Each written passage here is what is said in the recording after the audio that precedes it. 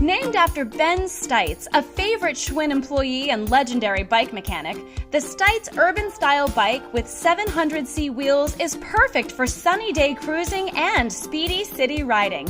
Ben loves to ride his bike to work every day, no matter the weather. In fact, he doesn't own a car, so we consider him an expert on how bike performance can and should complement a year-round cycling lifestyle. The Stites is crafted for riders age 18 and up and is available in 2 different frame sizes for the perfect fit. Like Ben's daily excursions, the Stites is right at home in urban settings. It's built with a tough and durable steel racing frame and fork for an extremely agile ride that really connects you to the road. Simplicity and versatility are hallmarks of this lightweight bike. Check out its convenient flip-flop hub that lets you choose between a freewheel or fixed cog.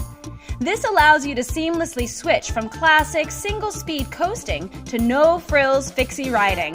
Ben himself likes to change it up daily, riding fixed on the way into work, then coasting it all the way home. There's plenty of stopping power thanks to the dual alloy caliper brakes, and the high-profile alloy rims are strong and lightweight for a stable, smooth ride.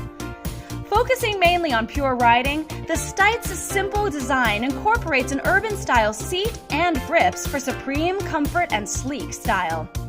And like all Schwinn bicycles, it's backed by a limited lifetime warranty for as long as you own the bike. Ben would love to see you out there riding, but don't bother waving. A quick head nod will be thank you enough.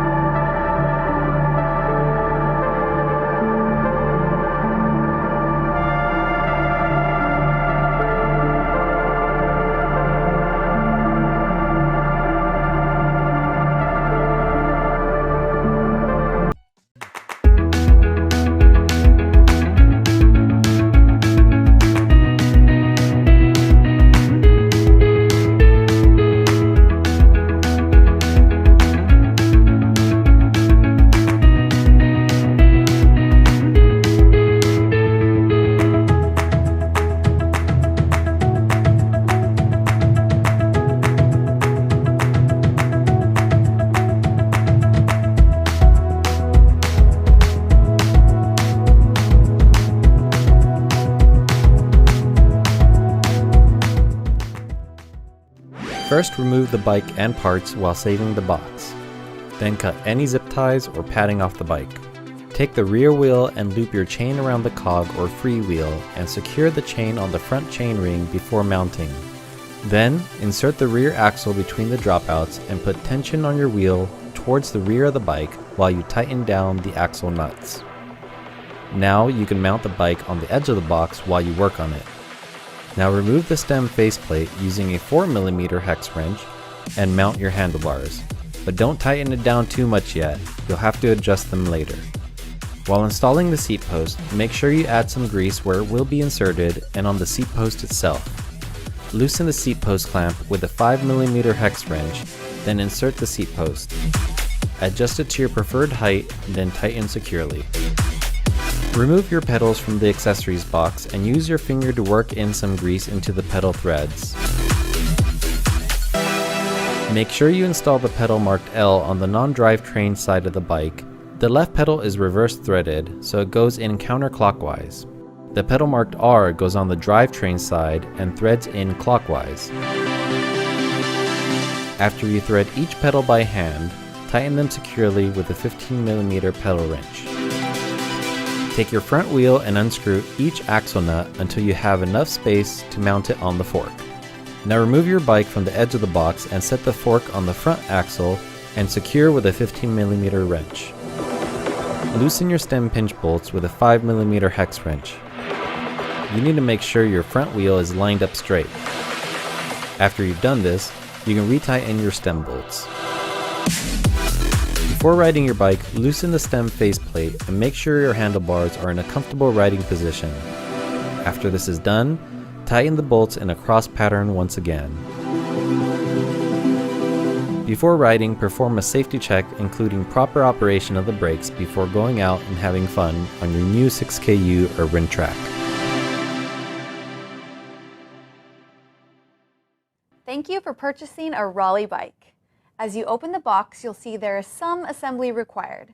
If you have never built a bike before, this process will probably take you up to 120 minutes. If you are handy with tools, expect to spend around 80 to 100 minutes. If you have done some bike wrenching before but never actually built a bike, you'll need 60 to 80 minutes. And if you're an expert bike mechanic, you can probably be riding within 30 to 60 minutes.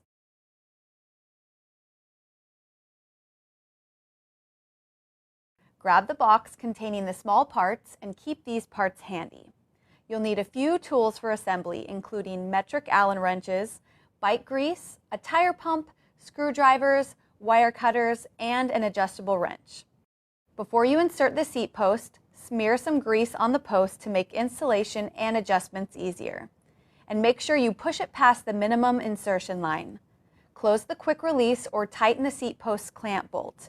You'll know your seat post is tight enough if you can't twist it side to side. Check that your stem is facing forward along with your fork. You may need to turn your fork forward to line them both up. Tighten the two pinch bolts evenly. The wrench should leave an imprint on your palm when it's tight enough. Remove the faceplate bolts and the faceplate. Then center your handlebars. Tighten the bolts evenly and snugly. Then check to make sure you have an equal gap on the top and bottom. Remove the plastic caps from your front wheel and slide the quick release through the hub with one conical spring on each side. Grease the threads and thread the nut on loosely.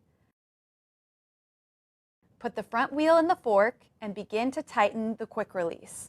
When you close the lever, it should tuck up near the fork leg, and when it's tight enough, the lever will leave an imprint on your palm. After you get your front wheel on, check the back wheel for proper tightness too. Pedals are right and left specific, so be careful as to which pedal goes where. Use a small dab of grease on the threads. The right pedal goes on the side with the chain and threads in clockwise. The left pedal goes on the non-chain side and threads in counterclockwise. Snug your pedals with a pedal wrench or a thin adjustable wrench. V-brakes have two separate arms connected together by the brake cable. After threading the cable into the brake lever and through the cable housing, pass it through the brake noodle and the pinch bolt.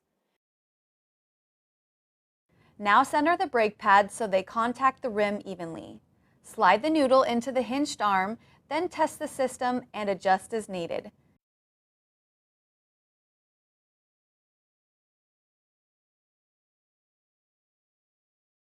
If one brake pad contacts the rim before the other, tighten this adjustment screw on the opposite arm to even them out.